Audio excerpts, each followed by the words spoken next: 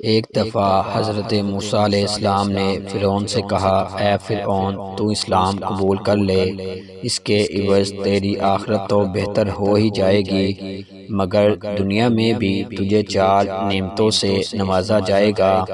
تو علی الاعلان اس بات کا اقرار کر لے کہ اللہ تعالیٰ کے سوا اور کوئی خدا نہیں، وہ بلندی پر افلاک اور ستاروں کا، پستی میں جنوں انس، شیاطین اور جانوروں کا پیدا کرنے والا ہے، پہاڑوں، دریاؤں، جنگلوں اور بیابانوں کا بھی خالق و مالک ہے۔ اس کی سلطنت غیر محدود ہے اور وہ بے نظیر و بے مثال ہے۔ وہ ہر شخص و ہر مکان کا نگہبان ہے، عالم میں ہر جاندار کو رزق دینے والا ہے، آسمانوں اور زمینوں کا محافظ ہے، نباتات میں پھول پیدا کرنے والا اور بندوں کے دلوں کی باتوں کو جاننے والا، سرکشوں پر حاکم اور سرکوبی کرنے والا ہے۔ فرعون نے کہا، وہ 4 چیزیں کون سی ہیں؟ آپ علیہ السلام مجھے بتلائیں، شاید ان نعمتوں کے سبب میرے کفر کا شکنجہ ڈھیلا ہو جائے اور میرے اسلام لانے سے سینکڑوں کے کفر کا کفل ٹوٹ جائے اور وہ مشرف با اسلام ہو جائیں۔ اے موسیٰ علیہ السلام، جلد ان نعمتوں کے متعلق بیان کر، ممکن ہے کہ میری ہدایت کا دروازہ کھل جائے۔ حضرت موسیٰ علیہ السلام نے حکم الہی سے فرمایا، اگر تو اسلام قبول کر لے تو پہلی نعمت تجھے یہ ملے گی کہ تو ہمیشہ تندرست رہے گا اور کبھی بھی بیمار نہیں ہوگا۔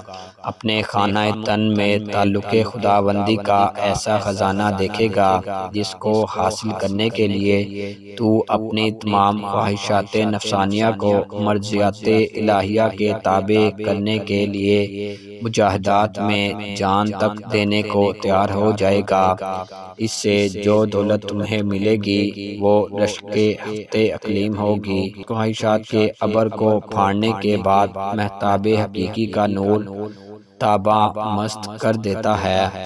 اے فرعون، جس طرح ایک کیڑے کو ہرا پتا اپنے اندر مشغول کر کے انگور سے محروم کرتا ہے، اسی طرح یہ دنیائے حقیر تجھے اپنے اندر مشغول کر کے مولائے حقیقی سے محروم کیے ہوئے ہے اور تو کیڑے کی طرح لذائذ جسمانیہ میں مصروف ہے۔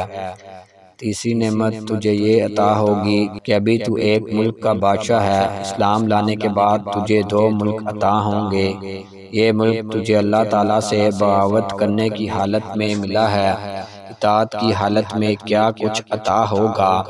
جس کے فضل نے تجھے تیرے ظلم کی حالت میں اس قدر دیا ہے تو اس کی عنایت وفا کی حالت میں کس درجہ تک ہوگی۔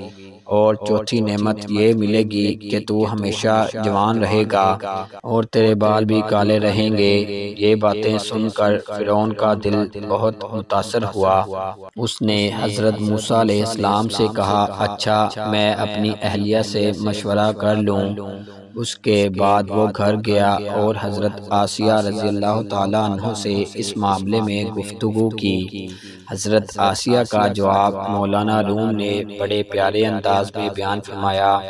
فرعون نے اپنی بیوی آسیہ سے جب یہ ماجرا بیان کیا تو انہوں نے کہا، ارے اس وعدے پر جان قربان کر دے، کھیتی تیار ہے اور نہایت مفید ہے، اب تک جو وقت گزرا ہے سب بے فائدہ گزرا ہے۔ یہ کہہ کر وہ زاروں کی طرح رونے لگیں۔ پھر انہوں نے کہا، تجھے مبارک ہو، آفتاب تیرا تاج ہو گیا۔ حضرت موسیٰ علیہ السلام نے تیری برائیوں کی پردہ پوشی کی اور تجھے دولت باطنی دینا چاہتے ہیں۔ گنجے کا عیب تو معمولی ٹوپی چھپا سکتی ہے، مگر تیرے عیوب کو تو حق تعالیٰ کی رحمت چھپانا چاہتی ہے۔ میری تو رائے یہ ہے کہ تجھے کسی سے مشورہ کرنے کی ضرورت ہی نہیں تھی، تجھے تو اسی مجلس میں فوراً اس دعوت حق کو خوشی خوشی قبول کر لینا چاہیے تھا۔ حضرت موسیٰ علیہ السلام نے جو دعوت تمہیں دی ہے، کوئی ایسی ویسی بات تو نہ تھی جس میں تو مشورہ ڈھونڈتا پھر رہا ہے۔ یہ تو ایسی بات تھی کہ سورج جیسی رفیع المراتب مخلوق کے کان میں پڑتی تو سر کے بل اس کو قبول کرنے کے لیے آسمان سے زمین پر آ جاتا۔ اے فرعون، یہ عنایت تجھ پر خدا کی ایسی ہے جیسے ابلیس پر رحمت ہونے لگے۔ یہ حق تعالیٰ کا معمولی کرم نہیں کہ تجھ جیسے سرکش اور ظالم کو یاد فرما رہے ہیں۔ ارے مجھے تو یہ تعجب ہے کہ اس کے کرم کو دیکھ کر خوشی سے تیرا پتا کیوں نہیں پھٹ گیا اور وہ برقرار کیسے رہا؟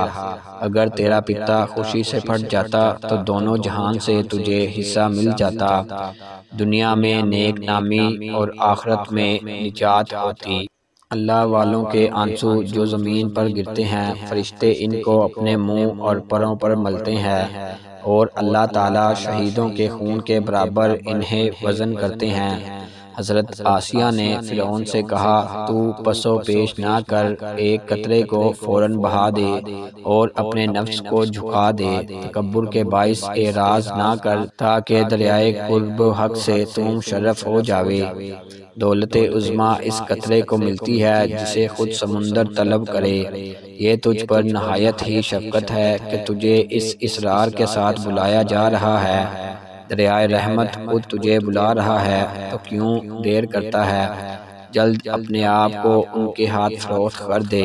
اگر تو بے دست و پا ہے، اپنی ذاتی صحیح سے اس دریا تک نہیں پہنچ سکتا تو اپنے آپ کو حکم موسیٰ علیہ السلام کا بالکل مطیع کر دے۔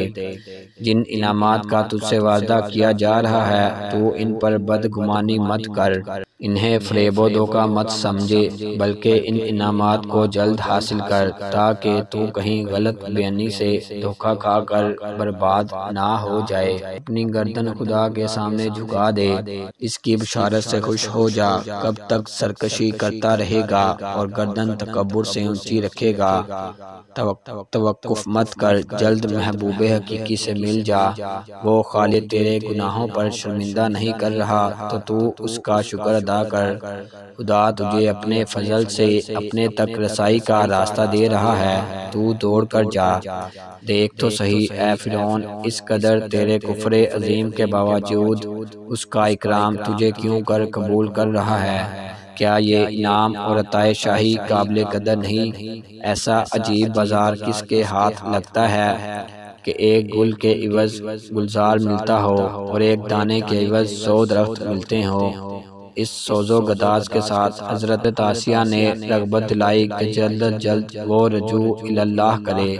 فرعون نے وہی الفاظ پھر سے دہرائے، اچھا ہم اپنے وزیر حامان سے بھی مشورہ کر لیں۔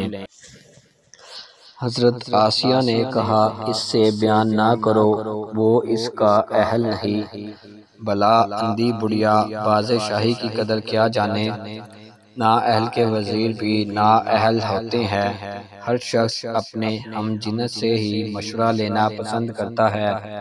الغرض فرعون نے حامان سے ساری باتیں کہہ دی اور اس سے مشورہ مانگا کہ اب مجھے کیا کرنا چاہیے۔ حامان یہ باتیں سن کر لال پیلا ہو گیا۔ غم و غصے میں آ کر اس نے اپنا گریباں چاک کر ڈالا، شور مچانا اور رونا دھونا شروع کر دیا، اپنی دستار کو زمین پر پٹک دیا اور کہا، ہائے! حضور کی شان میں موسیٰ نے ایسی گستاخی کی، نعوذ باللہ! آپ کی شان تو یہ ہے کہ تمام کائنات آپ کی مسخر ہے، مشرق سے مغرب تک سب آپ کے پاس خراج لاتے ہیں اور سلاطین آپ کے آستانہ کی خاک بخوشی چومتے ہیں۔ انہوں نے آپ کی سخت توہین کی ہے، آپ تو خود پوری دنیا کے لیے مسجود اور معبود بنے ہیں، آپ ان کی بات مان کر ایک ادنا غلام بننا چاہتے ہیں۔ اگر حضور آپ کو اسلام کی دعوت قبول ہی کرنا ہے تو مجھے پہلے ہی مار ڈالیے تاکہ کم از کم میں آپ کی یہ توہین اپنی آنکھوں سے نہ دیکھ سکوں۔ آپ میری گردن فوراً مار دیں، میں اس منظر کو دیکھنے کی تاب نہیں رکھتا کہ آسمان زمین بن جائے اور خدا بندہ بن جائے، ہمارے غلام ہمارے آقا بن جائیں۔ مولانا روم یہاں اس حامان بے ایمان کو مخاطب ہو کر سخت ناراضگی کا اظہار کرتے ہیں۔ اے حامان مردود! کتنی ایسی حکومتیں جو مشرق تا مغرب پھیلی ہوئی تھیں، مگر خدا کے قہر سے آج ان کا نام و نشان نہیں ہے۔ جو زہر قاتل مشورہ حامان نے دیا، اس کے بارے میں مولانا اظہار کرتے ہیں، یہ تکبر جو حامان میں تھا زہر قاتل تھا، اور اسی زہر آلود شراب سے حامان بدمست ہو کر احمق ہو گیا تھا، اور اس ملعون کے مشورے سے فرعون نے قبول حق سے انکار کر کے خود کو دائمی رسوائی اور عذاب کے حوالے کر دیا۔ جب فرعون حامان کے بہکاوے میں آ گیا اور حضرت موسیٰ علیہ السلام کے دست مبارک پر دعوت حق کو قبول کرنے سے انکار کر دیا تو حضرت موسیٰ علیہ السلام نے فرمایا، ہم نے تو بہت سخاوت اور عنایت کی تھی، مگر صد افسوس یہ گوہر نایاب تیرے مقدر میں نہ تھے۔ درس حیات: جاہل، احمق اور بد کردار سے اچھے مشورے کی توقع ہرگز نہ رکھو۔ اگر عورت بھی صاحب کردار ہے تو اس سے مشورہ کر لو، وہ تمہیں اچھا مشورہ دے گی۔ بیوقوف کی صحبت سے تنہائی بہتر ہے، لیکن تنہائی سے بہتر ہے کہ اچھے لوگوں کی تلاش جاری رکھو، یقیناً تم ان تک پہنچ جاؤ گے۔